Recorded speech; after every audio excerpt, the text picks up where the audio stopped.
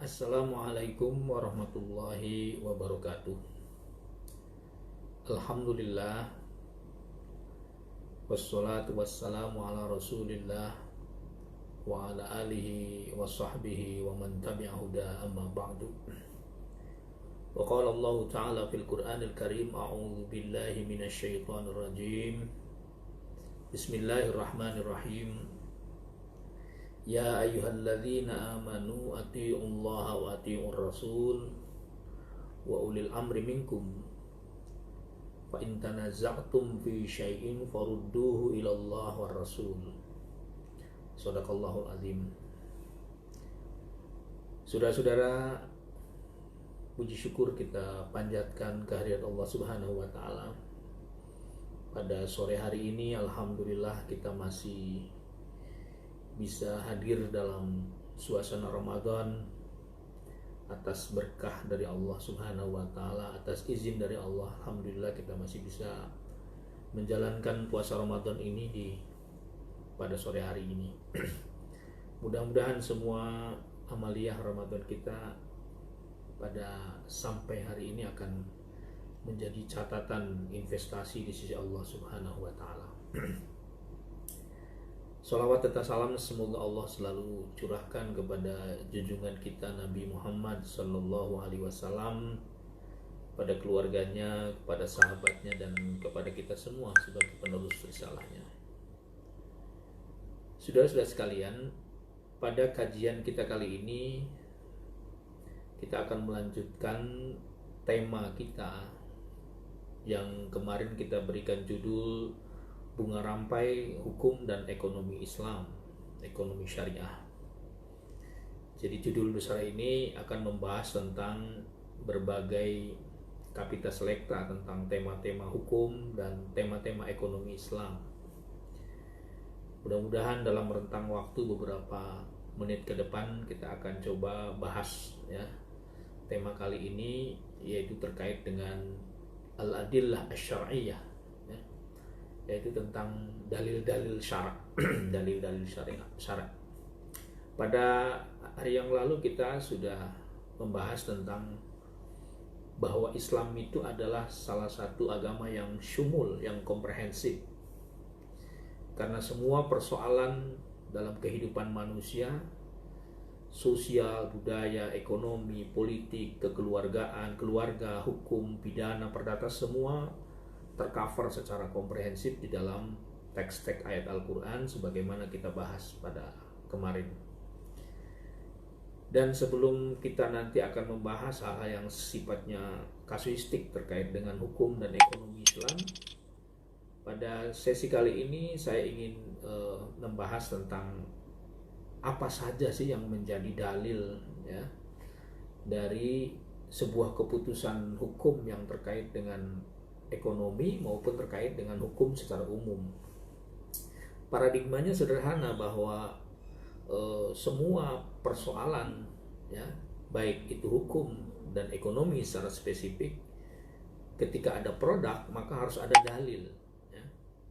Harus ada dalil, dan dalil itu tentu menjadi hal yang sangat prinsip. Ketika kita ingin menghukumi satu persoalan, katakanlah misalnya tentang asuransi, dalam hukumnya mungkin misalnya ada persoalan bayi tabung, ada persoalan nikah internet dan seterusnya. Itu kan persoalan-persoalan kontemporer ya.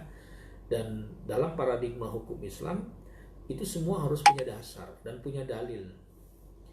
Nah, saya belum membahas hal-hal yang terkait kasuistik tadi, tapi kita ingin masih mendasar sebenarnya dalil apa yang digunakan dalam, apa saja dalil-dalil yang berlaku dalam Islam itu ya. Ini pendekatannya hukum ya. Tapi sebelum ke situ saya ingin memetakan ada istilah syariat, ya, ya. Nanti koneksinya pada al-adillah asy-syar'iyyah, ya, dalil-dalil syara itu apa saja. Tapi sebelum ke situ, saya ingin memetakan ada istilah syariah, ada istilah fikih. Ini jelas sangat berbeda ya antara syariah dengan fikih. Seringkali orang memiliki pemahaman yang tumpang tindih, menyamakan antara syariah dengan fikih juga saya kira tidak proporsional, ya. Tetapi bahwa antara syariah dan fikih ada keterkaitan, ya itu pastilah, ya, pasti. Kalau kita melacak dari literatur keislaman yang terkait dengan metodologi hukum, misalnya persoalan terminologi syariat, dalam konteks hukum itu syariat itu berbeda dengan fikih. Kalau syariat itu formulasinya, resourcesnya itu berdasarkan teks-teks wahyu, ya. Maka para ahli hukum sebagian, ini satu versi, ya, walaupun mungkin ada sebagian ulama juga yang menyamakan antara syariah dan fikih, tapi ini jadi overlap, ya. Syariah itu formulasinya pada teks-teks kewahyuan, Al-Quran dan hadis Nabi, Al-Quran dan As-Sunnah, ya. Al-Quran dan As-Sunnah itu bagian daripada syariat. Lalu kalau fikih itu apa? Kalau fikih itu dia produk nalar, ya, produk nalar dari hasil pemikiran manusia. Makanya kalau kita petakan dari dua pengertian ini, ada dalil yang reformulasinya adalah syariah, ada dalil yang lahirnya dari pemikiran-pemikiran fikih. Nah, dalil yang bersifat syariah itu nanti sifatnya adalah mutlak, ya, karena dia sumbernya itu kan dari Al-Quran dan hadis Rasul, ya. Karena dia bersifat wahyu, maka tentu saja berkonsekuensi dalil-dalil yang bersumber dari teks-teks wahyu itu dalam konteks hukum dia bersifat mutlak. Given aja, ya, mutlak tuh ya secara teks dari dulu sampai sekarang Al-Quran dan hadis sudah given, tidak boleh ada perubahan karena dia mutlak, ya. Nah, itu syariat. Nah, berbeda dengan fikih misalnya. Fikih itu adalah sebuah produk pemikiran manusia, produk nalar, ya, produk nalar dari sebuah pemikiran manusia, dari hasil ijtihad lahirlah sebuah produk namanya fikih, ya, fikih. Inilah juga penting konsep ini. Seringkali kita membahas tentang persoalan kapitas lekta, ekonomi dan hukum, tapi konsep dasar seperti ini kadang-kadang tidak nyambung gitu. Bagaimana mungkin kita bicara tentang obligasi syariah kalau konteks ininya tidak paham? Bagaimana kita bicara tentang pasar modal syariah kalau dalam konteks dasar tentang dalilnya tidak memahami, sehingga tidak ada konektivitas? Bagaimana mungkin kita berbicara tentang misalnya jual beli online, atau misalnya hukum tentang perkawinan jarak jauh, internet? Itu kan berangkat kerangka pemikirannya berasal dari dalil-dalil syari tadi, dalil-dalil syar'i tadi. Baru kemudian dieksplorasi, ya, dengan menggunakan pemikiran. Nah, seringkali orang berbicara bla bla bla tentang tema-tema kontemporer, tetapi basicnya seringkali lupa. Nah, saya ingin mengantarkan itu bahwa hukum Islam itu ada yang dalil itu ada yang bersifat syariat, ada yang bersifat fikih. Nah, tadi syariat itu bersifat mutlak, jadi bisa disebut dengan final judgment, sebuah keputusan final, nggak ada lagi rekonstruksi, nggak ada lagi perubahan-perubahan, semuanya sudah selesai, Quran dan Sunnah. Nah, yang kedua adalah dalil yang bersifat fikih. Dalil yang bersifat fikih ini ya berbeda dengan syariat. Kalau syariat itu kan tadi mutlak, maka kalau dalam fikih dia bersifat relatif, bersifat zonni, ya. Karena bersifat zonni, dia selalu menerima perubahan. Inilah dua hal yang saya kira harus dibedakan. Kalau Quran Sunnahnya ya given, selesai. Tapi pemikiran fikih itu berkembang sesuai dengan perkembangan zaman. Ini konsep dasar untuk memahami produk-produk hukum dan ekonomi adalah dalil ini. Nah, ada satu ayat di dalam Al-Quran yang mungkin bisa kita jadikan pisau analisis untuk mendasari pemikiran tadi, ya. Surat An-Nisa misalnya ayat 9, Allah berfirman, A'udzubillahi minasyaitonirrajim, Bismillahirrahmanirrahim. Ya ayyuhalladzina amanu ati'ullaha wa ati'ur rasul wa ulil amri minkum. Fa in tanaza'tum fi syai'in farudduhu ila Allah wa rasul. Kira-kira begitu. Pesan atau esensi dari ayat surat An-Nisa ayat 59 ini sebenarnya kalau dalam perspektif ilmu hukum, ya hukum Islam terutama ya, ini mengindikasikan bahwa dalil-dalil syarak dalam Islam itu ada 4 berdasarkan teks itu ya. Tapi nanti kita elaborasi secara lebih luas dengan menggunakan analisis. Yang pertama apa? Itu ada kata-kata ya ayyuhalladzina amanu ati'ullaha. Kalau dalam perspektifnya hukum, maka ayat ini mengartikan, kalau arti teksnya kan, hai orang-orang yang beriman, taatlah kamu kepada Allah. Kira-kira begitu. Maka dari segi pendekatan hukum, taat pada Allah itu kan harus ada sumbernya. Sumbernya apa? Al-Quran. Maka orang-orang ahli usul fikih mengartikan ati Allah itu berarti bahwa sumber hukum pertama dan utama adalah Al-Quran. Apa dalilnya? Ati Allah. Jadi main the sources ya, sumber of Islamic law, kira-kira begitu. Sumber utama dari hukum Islam itu yang pertama adalah Al-Quran. Jadi Al-Quran itu merupakan inspirasi, ya, merupakan payung hukum tertinggi dalam tradisi pemikiran hukum Islam. Ya. Semua hukum-hukum yang dibawa itu harus merupakan ruh, ya. Ruhnya adalah Al-Quran. Itu yang pertama. Nah yang kedua, berdasarkan ayat tadi ya, kita coba bedah, kita coba analisis berdasarkan ayat tadi. Yang kedua, bahwa sumber hukum yang kedua itu adalah wa ati'ur rasul. Ati'ur rasul itu artinya as-sunnah. Ya. Sunnah itu artinya ya ma sodara atau ma sodara an Rasulillah sallallahu alaihi wasallam, ya, an fi'lin wa qaulin wa takririn, kira-kira begitu kalau terminologi Arabnya itu. Jadi yang kedua sumber hukum itu adalah al-hadis, ya. Ini mungkin berpikirnya sistematis. Jadi kalau kita menggunakan pola sistematika, maka sistematika yang pertama sumber hukum itu adalah Al-Quran, yang kedua adalah as-sunnah. Yang kedua. Kemudian yang ketiga, di situ ada kata-kata, ini penafsiran para ulama ahli usul fikih ya. Perspektifnya hukum, tentu dalam perspektif pendidikan atau perspektif lain mungkin punya penafsiran lain, dan itu saya kira kelebihan daripada Al-Quran. Yang ketiga adalah wa ulil amri minkum. Kalau makna teksnya itu kan, dan taatlah kalian kepada pemimpin-pemimpin kalian.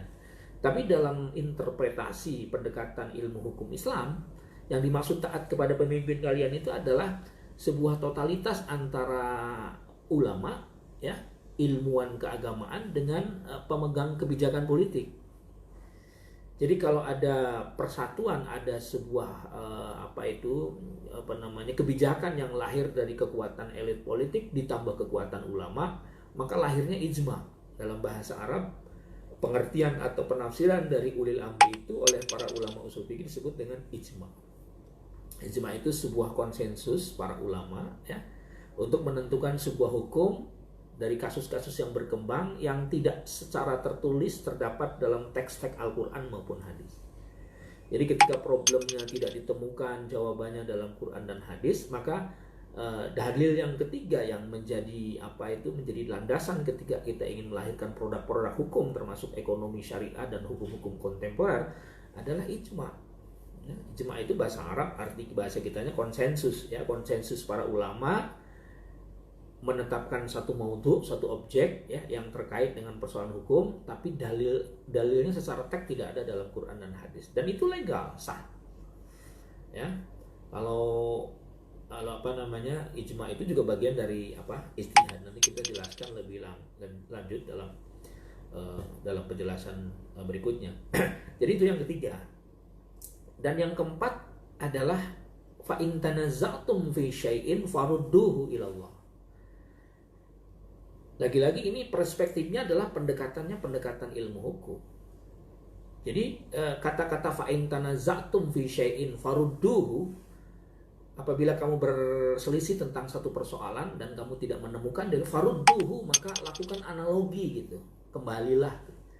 Nah, orang-orang ahli ilmu usul fikih, ahli hukum, mengartikan kata-kata farudduhu itu adalah yang dimaksud dengan al-qiyas. Jadi menganalogikan sebuah kasus yang terjadi dalam masyarakat ya dengan kasus yang sudah ada dalam Al-Qur'an. Jadi kasus yang berkembang tidak ada dalilnya, ada kasus tertentu sudah ada dalilnya ya, lalu kemudian dianalogikan karena ada persamaan sifat. Kalau dalam bahasa hukum itu namanya illat. Nah, jadi makanya ada kias itu ada rukunnya ya, ada asal, ada usul, ada asal, ada al-far'u cabang ya. Ada al-illat, kemudian yang keempat ada hukum asal. Nah, itu kuncinya ya. Kata kunci dari sumber al-adillah asy-syar'iyyah ya, dalil-dalil syarat yang nanti akan menjadi landasan hukum dalam pengembangan persoalan hukum dan ekonomi. Dari awal seperti itu. Nah, kalau kita petakan lagi, mungkin kita bisa mengambil satu hadis ya, riwayat tentang Mu'adz bin Jabal. Ketika Rasulullah Shallallahu Alaihi Wasallam menjadi pejabat di Madinah, karena kita tahu Rasulullah itu kan seorang pejabat tinggi ya, presiden ya, seorang presiden juga, seorang qadhi al-qudat, seorang hakim agung, kira-kira begitu kalau kita ilustrasikan dengan konteks sekarang. Itu beliau mengangkat para hakim untuk menjadi pejabat di beberapa negara-negara sekitarnya. Salah satu di antara pejabat hakim dan sekaligus gubernur yang diangkat oleh Rasulullah menjadi salah seorang pejabat di negeri Yaman adalah Mu'adz bin Jabal. Sebelum berangkat tugas untuk menjalankan misi sebagai seorang pejabat negara, Mu'adz bin Jabal dilakukan fit and proper test lah kalau zaman sekarang oleh Rasulullah. Ya, saya kira dalam masa yang paling dini mungkin istilah fit and proper test memang tidak ada. Tapi prakteknya sudah dilakukan oleh Rasulullah. Ketika Rasul ingin mengangkat Mu'adz sebagai hakim di negeri Yaman, Nabi memanggil dia. Apa kata Rasul? Hai Mu'adz, ya, saya tugaskan Anda menjadi seorang pejabat sebagai seorang hakim di negeri Yaman. Selesaikan persoalan di sana. Tapi sebelum kau berangkat, saya ingin bertanya pada Anda. Ini fit and proper testnya Nabi kepada Mu'adz. Apa kata Rasulullah? Kata Rasulullah, bagaimana jika engkau nanti menghadapi masalah di sana? Apa yang akan kau jadikan rujukan menjadi seorang hakim? Mu'adz mengatakan, saya akan menggunakan Al-Quran ya Rasulullah sebagai dasar hukum pertama saya. Nah, kemudian Nabi bertanya lagi, bagaimana kalau nanti Al-Quran tidak kau temukan, ya? Tidak kau menemukan teks dalam Al-Quran terkait masalah yang kau hadapi nanti di negeri Yaman. Mu'adz, seorang sahabat yang sangat cerdas, dia mengatakan, saya akan menggunakan sunnah-sunnahmu ya Rasulullah, saya akan menggunakan hadis-hadismu ya Rasulullah. Kemudian setelah itu Nabi bertanya lagi, lalu bagaimana jika hadis pun tidak kau temukan di sana, sementara berkembang persoalan? Maka jawab Mu'adz bin Jabal dengan cerdas apa? Ajtahidu birra'i, saya akan beristihad dengan rasio dan logika serta pemikiran saya. Ketika Mu'adz menjawab bahwa saya akan melakukan istihad dengan rasio saya, kemudian Rasulullah, katakanlah kalau bahasa kita, Anda lulus gitu menjadi seorang pejabat hakim.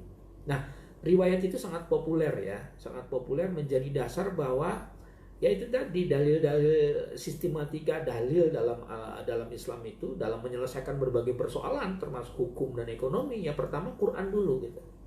Kalau Quran tidak ada, maka lihat pada hadis Nabi, pada as-sunnah. Kalau as-sunnah juga tidak ada, lihat pada istihad. Nah, tadi pada surat An-Nisa ayat 59 itu, ijma' dan qiyas itu bagian dari istihad. Bagian dari istihad.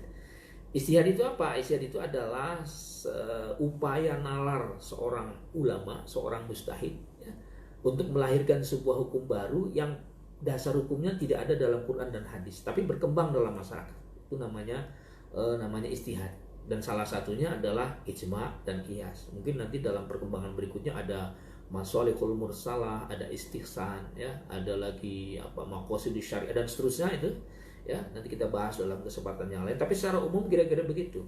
Kembali kepada tadi, jadi ketika orang ingin menyelesaikan persoalan hukum, persoalan ekonomi, persoalan segala macam yang tidak yang berkembang dalam masyarakat, maka dasar hukum pertamanya lihat di Quran dulu. Kalau Quran nggak ada, baru kemudian kepada as-sunnah. Nah, kalau as-sunnah juga tidak ditemukan, ijtihad.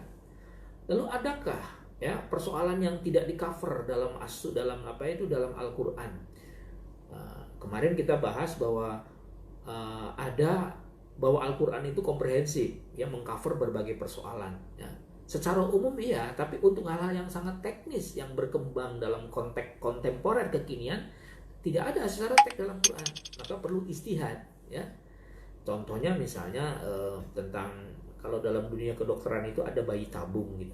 Bayi tabung itu kan teknologi baru dalam dunia kedokteran yang di Quran dan hadisnya nggak ada, tapi perlu ada jawaban hukum. Bagaimana jawabannya? Pakai istihad, ya. Apalagi misalnya dalam ekonomi Islam ada misalnya apa itu pasar modal, ya, pasar modal syariah. Mana ada kita temukan dalam Quran secara teks dan hadis? Nggak ada. Pasar modal itu bisa ditentukan berdasarkan apa itu ijtihad para ulama. Bagaimana orang bisa bicara pasar modal, bisa bicara tentang asuransi, bisa bicara tentang, tapi kalau hal ihwal terkait dengan metodologinya tidak paham, akan menjadi bias, gitu ya. Ini problem kita sekarang ini seperti itu. Kita pahami dulu dari dasar apa sih yang menjadi kerangka pemikiran hukum dalam melahirkan sebuah produk-produk baru dalam hukum Islam dan ekonomi Islam. Nah, istihad itu kira-kira begitu. Banyak sekali saya kira objek-objek istihad. Misalnya ada belakangan ini tentang jual beli online. Mana ada kita temukan dalam Quran dan hadis? Nggak ada, ya, secara teks, ya. Tapi kan harus dijawab apa dalilnya, ya. Bagaimana hukumnya? Dalilnya menggunakan istihad, ya. Jual beli online itu bisa nah, banyak sekali, apalagi sekarang berkembang tentang imani, ya. Penjual uang menggunakan ini di era disruption, ya. Kalau dalam era 4.0 itu ada namanya disruption, ya. Disruption itu kira-kira kalau kita gambarkan sekarang semua pekerjaan-pekerjaan manual diambil alih oleh teknologi, ya. Ya, disruption itu salah satu bentuknya adanya e-tol, adanya imani, ada Gojek, ada Grab dan seterusnya, dan berbagai hal terkait dengan itu bagian termasuk fintech dan seterusnya nanti dalam ekonomi syariah. Itu bagian dari dari fikih-fikih kontemporer yang memang tidak ada dalilnya, tapi harus diselesaikan secara hukum. Nah, saudara-saudara sekalian, itu kira-kira tema kita hari ini, ya. Masih merupakan tamhid, ya, masih merupakan pengantar, masih merupakan prolog, karena ini penting, mendasar, ya. Jangan sampai kemudian kita bicara tentang hal-hal yang terlalu kontemporer tapi dasar basicnya, ya, tentang tentang dalilnya tidak paham, metodologi berpikirnya tidak paham, kan ini jadi persoalannya. Seringkali ini problem kita. Nah, mudah-mudahan dengan mempelajari dalil awal, ya, dan tentang bagaimana memutuskan sebuah hukum dan memutuskan sebuah keputusan produk ekonomi, ya, itu maka hasil-hasil produknya juga akan legalitasnya jelas, ya. Legalitasnya jelas, dasar hukumnya jelas. Sekali lagi, saudara-saudara sekalian, pada tema kali ini masih berupa pengantar, ya. Seperti kemarin kita sampaikan, tema ini merupakan sebuah eksplanasi, ya, bedah dari sebuah tulisan saya yang baru saja saya bikin dalam draft konsepnya tentang bunga rampai hukum dan ekonomi syariah, ya. Jadi dalam buku ini pengantarnya berbicara tentang universalisme hukum Islam, ya. Kemudian berbicara tentang dalil-dalil syariat, ya, sebelum kemudian kita bicara tentang produk-produk hukum dan produk-produk ekonomi. Dan nanti juga pada tema-tema yang berikutnya terkait dengan persoalan bagaimana hukum, misalnya hukum-hukum kontemporer, ya, terkait dengan pernikahan jarak jauh, persoalan ekonomi dan seterusnya. Nah, itulah kesempatan pada sesi kali ini. Kesimpulannya, dalil dalam Islam itu ada kalau pertamanya, ya, kalau kita menggunakan paradigma awal, ada dalil yang bersifat syariah yaitu Quran dan hadis, ya. Ada dalil yang bersifat fikih, ya, istihad yaitu fikih, pemikiran para ulama. Kalau Quran dan hadis itu syariah itu sifatnya given, mutlak, tapi kalau fikih itu sifatnya mutlak. Dia berkembang sesuai dengan perkembangan zaman. Ada satu teori, law is reflection of social culture, bahwa hukum itu adalah berkembang sesuai dengan perubahan setting sosial dan budaya. Artinya fikih itu berkembang. Kalau Quran dan hadisnya kan selesai, ya. ya, yang pemahamannya yang berkembang. Kalau dalam kaidah fikih itu ada taghyirul ahkam bi taghyiril azmina wal amkina wal ahwal, bahwa hukum itu berkembang sesuai dengan situasi, kondisi, zaman ya dan tempat ya. Itu fikih. Nah, dalil yang bersifat syariat itu adalah Quran dan hadis. Dalil yang bersifat fikih itu diantaranya adalah ijma dan qiyas, dan ini bagian dari ijtihad. Itulah sesi kita kali ini. Mudah-mudahan bermanfaat. Sampai jumpa pada sesi berikutnya. Terima kasih. Assalamualaikum warahmatullahi wabarakatuh.